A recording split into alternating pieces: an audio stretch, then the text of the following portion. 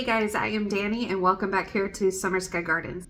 So as you can see, I am at my farm, which is in Splendora, Texas, so 9B, right northeast of Houston, for those of you that are new here. But I'm inside. It is ridiculously cold outside, and for us, that means 30s / freezing. I think right now it's about like 31, 32 degrees, but it feels about 19 or 20. And that's just a little too cold for me. I did a couple of things outdoors and now I'm inside catching up on a lot of my record keeping. And it kind of, I guess, hit me that maybe this is something I haven't talked a lot about. And I see people, all over asking questions on how to keep records, what kind of records you should keep. And so I wanted to kind of go through kind of 5 ways that I keep records here for my flower farm and for my business, in case you're new and you need some ideas of what to do or how to do it. I'm always kind of tweaking this process, but I've been kind of doing most of this stuff for the last couple of years, and I feel like so far it's going pretty well. So let me kind of take you through from the most basic to kind of the more complicated, and hopefully this will help you guys out. As always, if you have any questions, comment them below. Share this with somebody if you think it'll help them, and let's get to it. So number 1, I feel like one of the easiest ways to keep records is to take pictures and video. I mean, we all have our phone on us. I am videotaping on my phone, and every day I try to take pictures and video of the different flowers that are growing, how things look, how they're doing, comparing varieties, just various things like that. So if I don't get a chance to actually write anything down and document it that way, I can always go back to my photos, and my photos get automatically uploaded to Google so that I can go back. I don't have to actually keep them on my phone. I can just go through to Google Photos, and I highly recommend that. I think I pay an extra fee. I think if you keep a certain number of photos, it's free, but then I pay a yearly fee to have a lot more storage, and it's so worth it. Every once in a while I'll go in and try to clean up some stuff that I don't need anymore, but after years and years of keeping stuff on there, it's kind of overwhelming. But I'll show you guys right here how it looks, and that way I know I can scroll back to, let's say, last year, February. When did my tulips start blooming? Oh, there they are, because I was taking pictures of them every day. So that to me is a really good way to look back and see, how things have done. And make sure that if you're wanting to keep specific notes on varieties, that maybe you take a picture of the variety name and then a picture of the flower, because I guarantee that's the sort of thing you're not going to look back and remember. You might think oh, this yellow tulip, I knew I grew limousine yellow tulip. Well, let me tell you that when I've looked at pictures right now, I have limousine and Marie Jo. They look exactly the same. So, but they have performed a little bit differently for me. So when I've been taking pictures of these tulips, I've taken a picture of, here's the name limousine, and then the flower. Here's the name Marie Jo, and then the flower. So just a little tip on that. So this is an example of a video I would take, kind of showcasing all my tulips. So I can look back and see, okay, at this time, February, this mix I had planted was pretty much all done. These over here had blooms on them. Those are my double Godashnik. This particular one, the Caracas, the blooms are super tiny, so I will not be ordering this one again. And I would just kind of look here at the label. But even if I don't write notes, I'm talking in my video, I can see everything, and I can always pull this back up, when it comes time to order tulips for next year. Then I know, which ones do I want to get and which ones I don't. Now, the second thing that I want to talk about is a planner. Now, you could use a planner on your phone, and I will say that I definitely use my Google Calendar to write down events. So if I have an order that I need to plan ahead for an event, I'm dropping off flowers to a wholesaler, or I'm dropping off bouquets, to a neighbor, or maybe I'm going to have my U-Pick open this Saturday. anything like that where I need to be somewhere, I will put that on my Google Calendar. And me and my husband share a Google Calendar for our family and our work and everything like that. But a lot of this kind of stuff I put under my work email, which I don't share with him because he doesn't care if I'm dropping off an order to the florist unless it, has to do with me being late to pick up the kids, in which case I'll just let him know. But he doesn't really need to see that on the calendar. So some of the stuff like the you pick, like he would want to be here or he may need to help me with childcare. That's something that he should see on the calendar. But then so I'll put that on my personal email, which I share with him, but my work email, I put a lot of the other stuff. So I definitely use an online calendar. You can certainly use like your planner calendar to kind of write that stuff down. But what I use a planner calendar for is to take notes, and to also like keep a record of when I'm doing certain things. So like when I go to plant something, I write that down. When I've started certain seeds, I write that down. I keep track of when it frosts or freezes so that I can keep an eye on the weather patterns year to year. Or when maybe we have drought, flooding, extreme temperatures, so that I can kind of look back the last couple of years, recognize some weather patterns, and then I know like for the next year, that can always change, but kind of gives me a little bit of a guide on what's to come. So I think the easiest thing would be, let me kind of show you what all's in my planner. And this is just like a simple little paper planner I got at Target. It's nothing fancy, but I've just found this to be very helpful in keeping track of everything. It's big enough that I can write some notes in here, and then I keep my planner year to year because I'll go back and look from the last year when I'm planning for this year, all of my notes, when did I do certain things. That's very helpful to know. Maybe like how a certain variety or type of flower did, so I know if I want to plant it again. So let me turn the camera around and we'll take a look in here. All right, I got a new little neck holder for my phone camera here. So let's see how this is going to work. But this way I can be hands-free using my phone. So this is my planner, and I like that it starts in July because this is kind of when I take a break during the year. It's kind of like late July through beginning of September. And then I pretty much go straight from, mid-September through June. So this is a good pattern for me, kind of starting the middle of one year, going to the middle of the next year. But let's just take a look. Let's look at October, because October is usually pretty busy. So I like that it has like the basic month laid out, so I can quickly look in here and know like, okay, here I planted some more sunflowers. Here is where I last fertilized. Here is where I had my U-pick open. Oh, look, I got my first mum bloom. What else? I planted some seeds.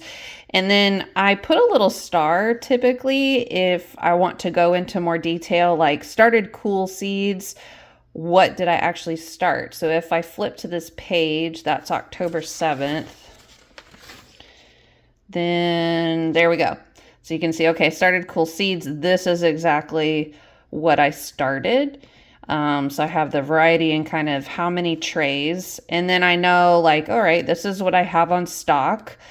This is what I planted, this last year. So I can go back and look at it. And then I know like when I'm planting those out. So, I started them here, didn't transplant them until the next month. So let's go to November.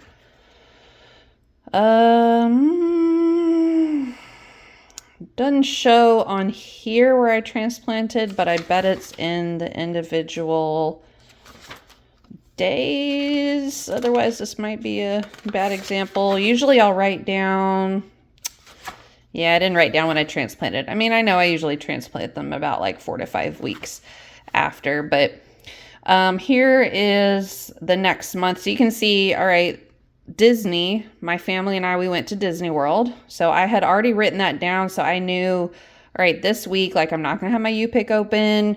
We're, not going to plan anything right here. So I need to get some certain things done before or after. I like to make a note of certain holidays that might be beneficial for, the flower farm. So like Day of the Dead. I didn't end up doing anything this year for Day of the Dead, but since I live in Texas, that's a big Mexican holiday and they especially love marigolds. So if I can plant a lot of marigolds to bloom here, this is also where Diwali usually is, which is a big holiday in the Indian culture. And we have a huge Indian and Mexican population around where I live in South Texas. So if I can plant a lot of marigolds or a lot of really bright, colorful flowers, a lot of people tend to want those this first weekend in November. So that's something for me to keep in mind. Wrote down Thanksgiving. Small Business Saturday. Sometimes I'll write little holidays like that just as a note of what to post on social media. So like, Small Business Saturday, here's my my small business. Go and support me. Go and support all of these other small businesses. Let's go to January. January is pretty busy. Okay, so here is where I put down that we had a very kind of mild freeze. At this point in January, this was our first freeze of the year. And then here we had a second freeze with actual snow, which doesn't hardly happen. But this was, kind of good record keeping for me to realize like, we actually had 2 freezes this year versus last year we only had 1. And then here started warm season annuals. And I put C notes because I didn't have enough room in these pages to write this down. So I wrote it in the back where I have a notes section and right here, because I started a lot of trays. So this is also where I can kind of keep track of like what all I've started, so that I know what I need to do next, like February or March. Let's go back to... so here's February. So I fertilized my mum cuttings, fertilized outside. I've taken some more mum cuttings. Let's see, planted some gladiolus, forgot the varieties, bad on me. Although I have a picture where I was talking about taking pictures. I have a picture of the bag in my Google Photos so I can go back and look at the actual variety in case I want to grow them again. So here's a note, fertilized my mums and ranunculus, lots of tulips blooming. That's kind of good for me to know next year. And I'm starting to get my first few anemones, but they are short. And I don't think I have any more notes for February. Let's go back to, let's look at like September. Oh, here's a note. So I had bought some tulips from Costco and I put them in the refrigerator September 11th. So that's a good way for me to remember, okay, from here, they need to be in the refrigerator for about 12 weeks. So I can count 12 weeks from here. That's when I can start pulling them out to plant them because they need to, be in the refrigerator or the cooler for that long.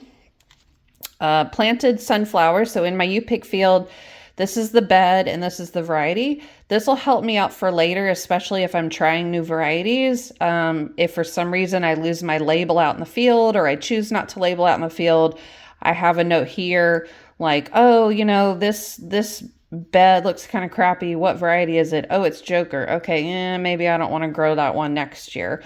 Or, my production field, I direct sowed some seeds. So this is what I actually planted. And, kind of same thing over here. More, sunflowers, notes of things that I'm planting. So here's a little note I made to myself. In bed 1, most of these had done blooming from the original planting. So I kind of cleaned up the bed and planted some more gold light sunflowers. This is beginning of October. So I know that, by November, I should see some blooms here. And more plantings here. Started some cool seeds. Started some more cool seeds. So it's kind of just like whatever notes you want to take, but I definitely think writing down when you do things is super helpful. And then also writing down little notes to yourself like, oh, this, I didn't like this variety, or I did like, this variety went well. I'm trying to see if I can find like any other specific notes that might be helpful, but hopefully this gets you an idea of, oh yeah, like I had to spray for ants. This is what I used. So in the future, if I can't remember, what product is good to use, for example, I had tons of ants in the field. Okay, I can go back and buy some bifin and use that to spray because I used it on that date.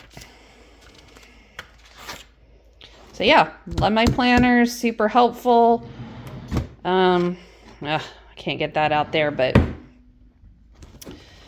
I keep my old planners. This is my current one, and I find this very, very helpful for keeping notes.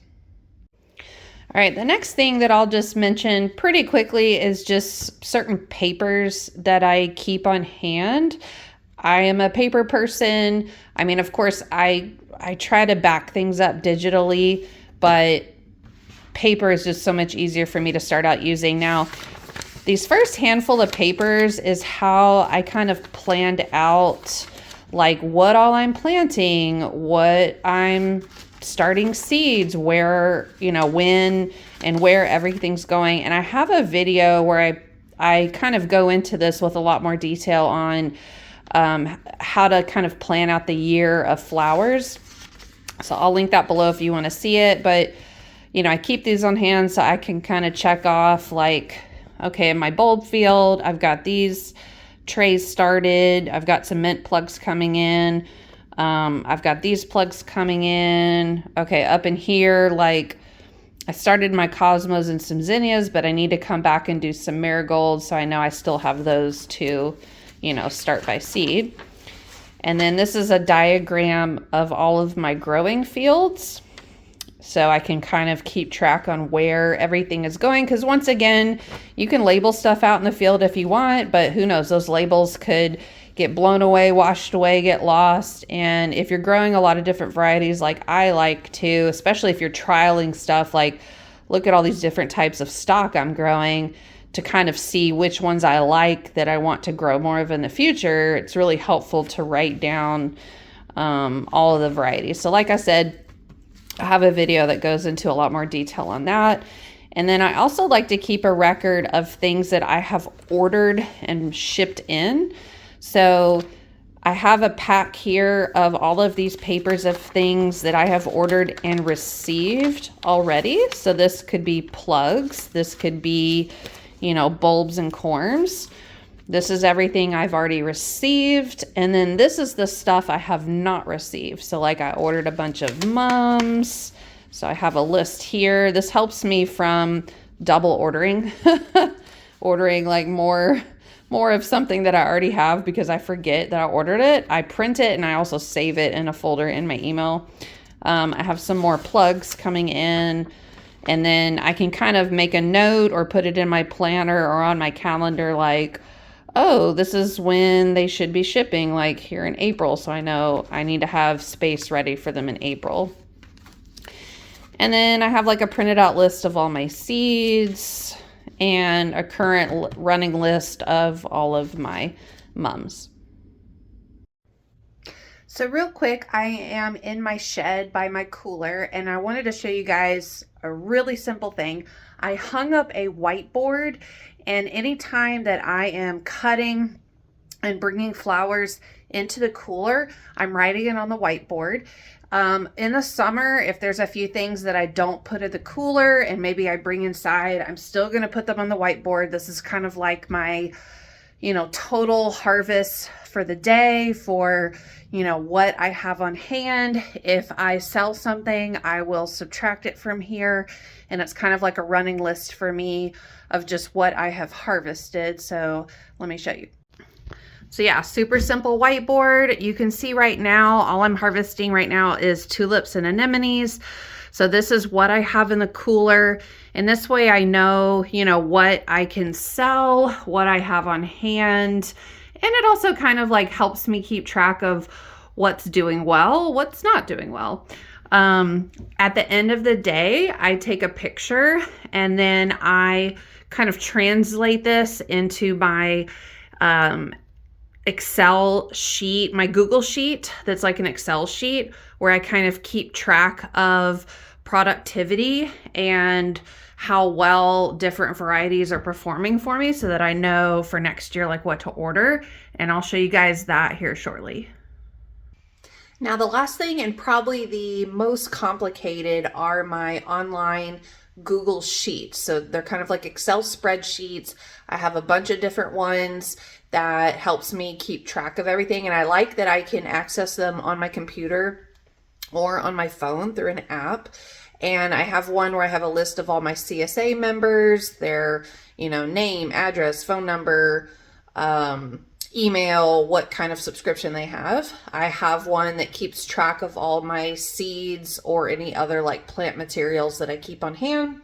And then I have one that is like my accounting. I haven't invested in QuickBooks yet just because so far this is working for me and I don't have any employees. I don't have anything that's like super complicated. So I'm like holding off on paying for QuickBooks, but I probably will transition to that at some point, especially as I make more money and I feel like I can afford it easily.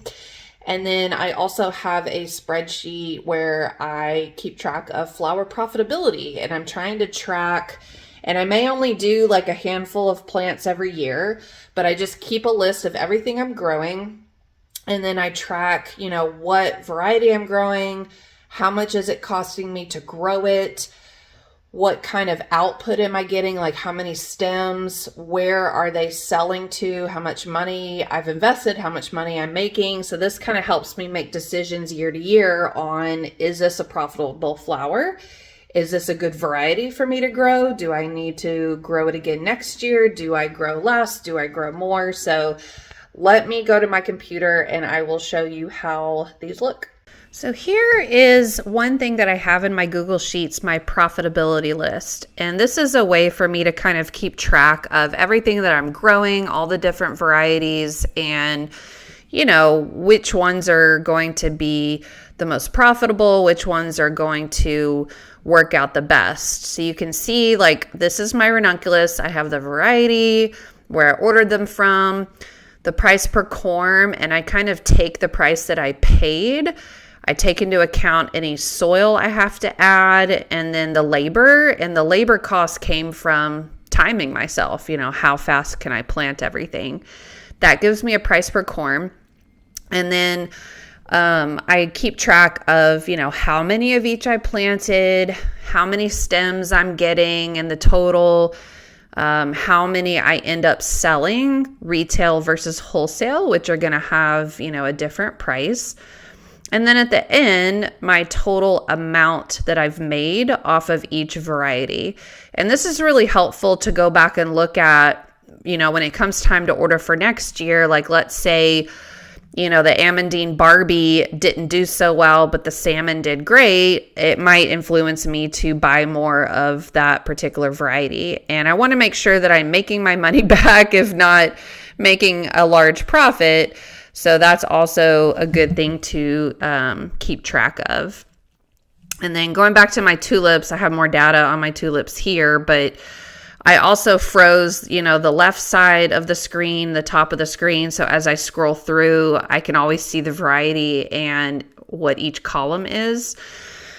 But you can see like some of the varieties of my tulips have grown and done very well, and some of them have not done well. And you can see total so far, I had planted 2,000 tulips and I've only gotten 512 stems. So that's pretty poor. I do have a few varieties that have not bloomed yet.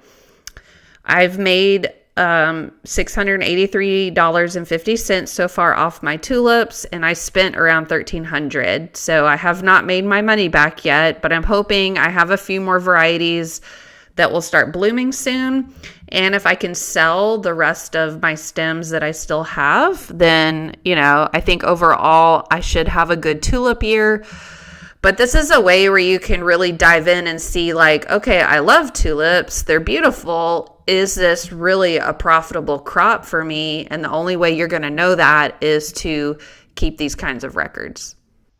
All right, guys. So that's kind of all of the records that I'm currently keeping. If you have questions, let me know. Or if you want more of a deep dive on something, I know this can feel overwhelming, but to me, having good systems in place, good record keeping, and staying organized like this is so helpful, especially as you go from year to year to stay profitable, keep your costs down, get your revenue up, and be more successful from a business standpoint. You've got to have this kind of information. So that's everything for today. Thank you so much for watching, and I will see you guys in my next video.